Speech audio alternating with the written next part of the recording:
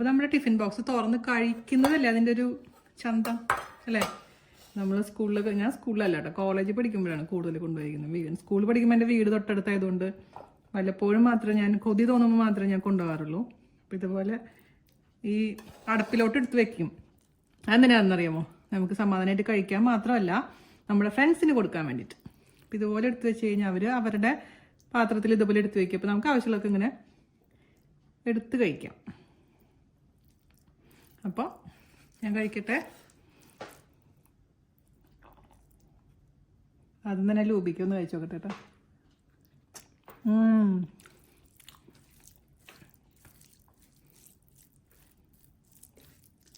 ഇതാണ് മക്കളെ സ്വർഗം.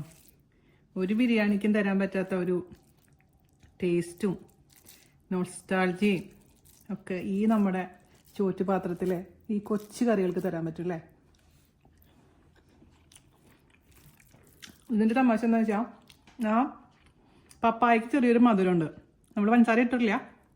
പിന്നെ കടലയുടെ എരിവും ഇതിൻ്റെ ഒരു പുളിപ്പും എല്ലാം കൂടി ആവുമുണ്ടല്ലോ, ഗംഭീരം എന്ന് പറഞ്ഞു കഴിഞ്ഞാൽ അതിഗംഭീരം.